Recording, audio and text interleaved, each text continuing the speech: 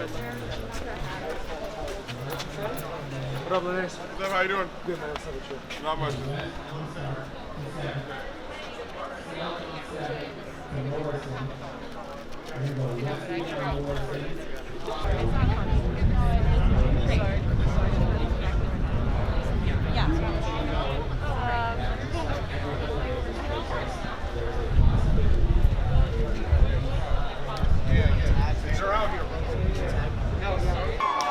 I need to hear you, and I need the people around us to hear you. Because what is a protest if we're not loud?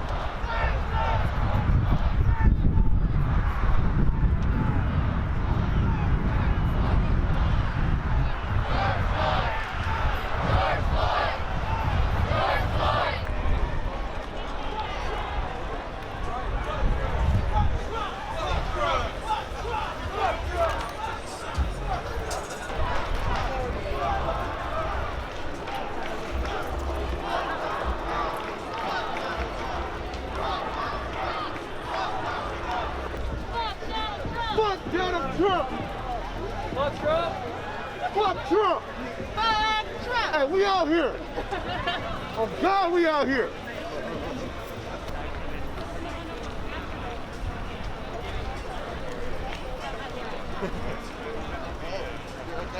This is the real America right here. This is what America should be standing for. You know?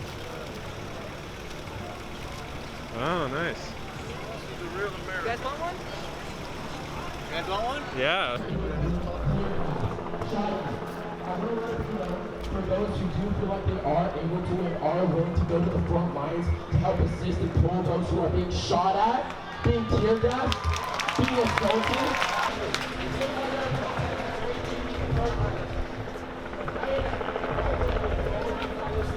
Where they are hurt and injured, because they're doing the same exact thing we're doing. They're trying to make change. Both sides make change. You can't have one without the other. We don't gotta get violent. Like I said last night, be 100% peaceful, 0% victim, right? And nobody's victim. We're ready for a smoke, but we don't. Listen, we're here to peacefully protest and deliver this message, and we don't have to be here as long as we're going to have to be here. But all of those people throughout your life that thought you was real niggas, you thought you was hard, all of you, the white men, all of y'all, are you men? I expect to see you up front protecting you and yours. I expect that. I'm not just talking. So when that comes, we're watching y'all, all right? Front lines. If you see children, get them the fuck out of there. The cops don't care. Especially if it's a black kid. I don't know if you noticed. They don't care. They have their own agenda. They're laughing behind our backs. We've heard it on the scanners. Understand this. It's a peaceful protest, but I really don't want to have a conversation with them. I want them gone.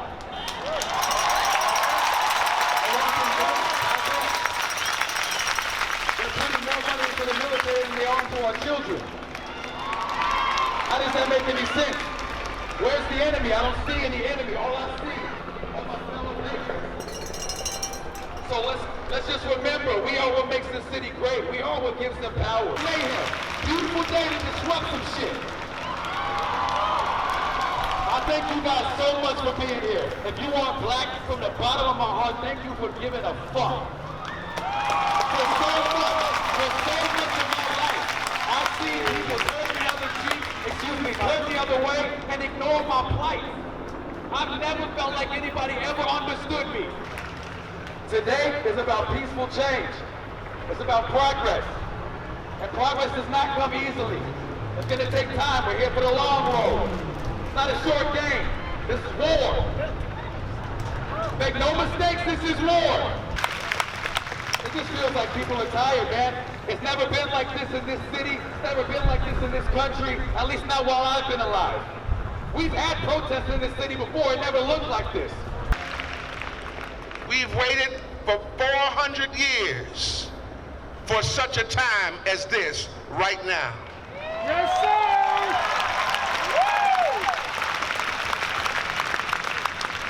Brothers that have gone on long before us, Medgar, Martin, Malcolm, Mandela, and so many others gave their lives for this moment.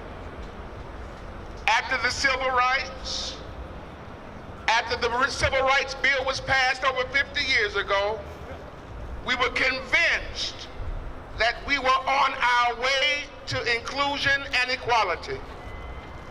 However, in 2016, the veil was lifted and we saw that America had roaches. Roaches of racism, exposed, disease-carrying critters, contaminating anything good that was there in their way. Oh, but I see before me today exterminators. And exterminate the systems that have continued to put their knee on the back of our necks, choking out the hope of bright tomorrows and better days, better equitable days where we all matter.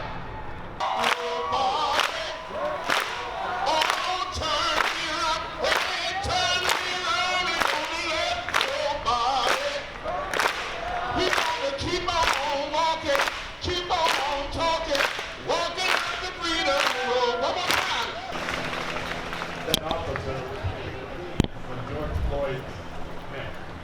And I just wondered, what could make him do that? Why did he do that? How could he do that? And we helped create him. America made him do that. We created the platform for him to be able to do that to another human being. We created it, but we can also uncreate that. We can work on the solution. And you people out here right now can be hope about that. I'm George Floyd. I'm Michael Fesser. I'm my son. These people are us. You are them. We are them. So let's wind up by just telling the truth. 2017 wasn't the largest inauguration. Kids in cages are a bad, bad thing.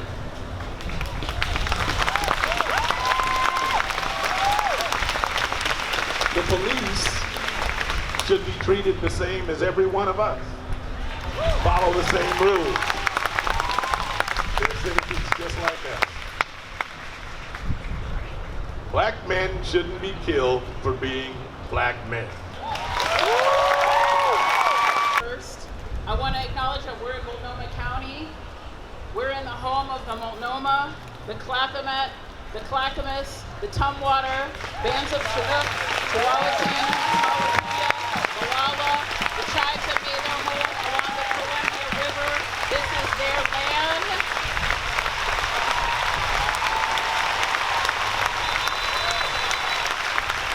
The 400-some tribes in a vibrant Native community, indigenous people. Their land was turned into property by a settler colonial state. I want to acknowledge second, but equally important, 2019 marked 400 years since the first Africans were brought to this land as chattel slaves, taken away from indigenous lands, culture, healing practices, languages, people turned into property.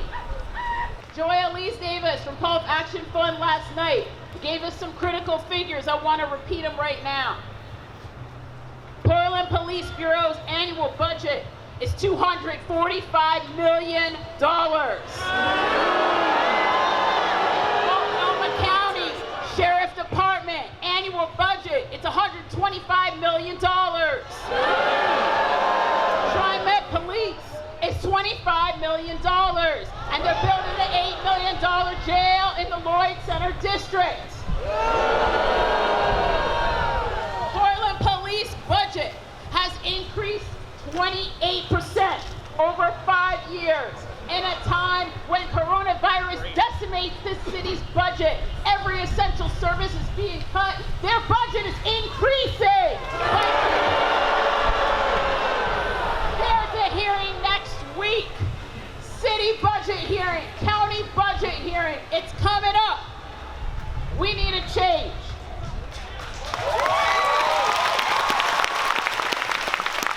Every cut we make to services gets filled by cops. When you don't have a place to live, when you suffer the symptoms of poverty, cops show up with control, with surveillance, with violence, with displacement. We don't need it. And y'all listen, because there's a lot of white brothers and sisters in this crowd. Becky and Karen are not just a meme. Every 4 minutes in the city of Portland, someone calls 911 to call cops to an incident where there is no crime being committed.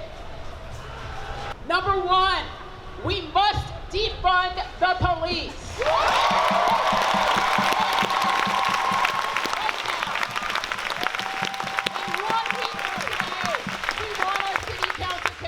$50 million out of the budget this year for July 1. We're moving to zero. Cut it down now. Number two, we want all of that money reinvested into our community's future. We are in the midst of a devastating crisis, health, social, and economic. Its impacts are on Black people, indigenous people, immigrants and refugees, brown folks in our community. We're on the front lines, essential workers, dying, being evicted, houseless, being swept. We need community-led health and safety strategies. We need our people to get housed. We need our people to stay housed.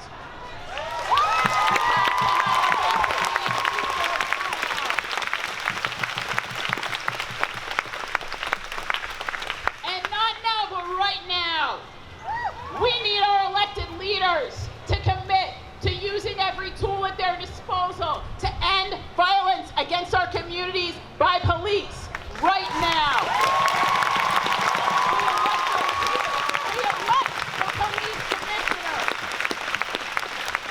They need to do everything in their power to compel the police to stop their violence against our communities while we work toward abolition. Some history, y'all. Since the first finding of a civil rights violation by Portland Police Bureau in 1968. There's not a decade that our police department has not been under investigation, under settlement order, or under consent decree by the U.S. Department of Justice.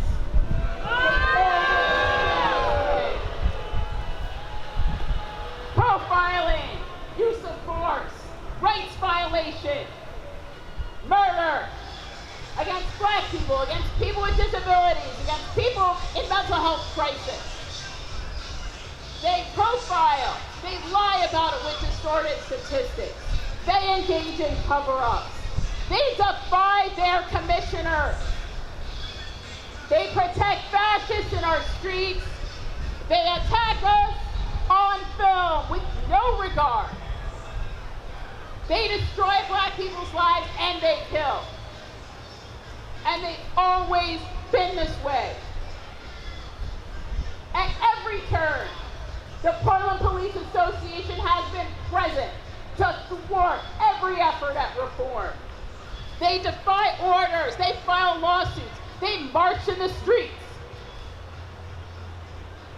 PBA created Blue Power. It became a nationwide trend and a campaign of police unions across this country. It was started right here. Keep Florida weird, all right? Blue Power was invented here. They have won the reinstatement of lying police. They have won the reinstatement of police who kill. They won the reinstatement of a police officer was a real-life shrine to Nazis.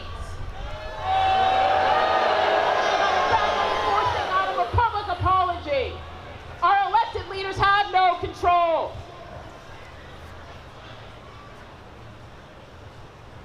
While we work toward abolition, City Council needs to demand accountability in their contract now. Basic measures.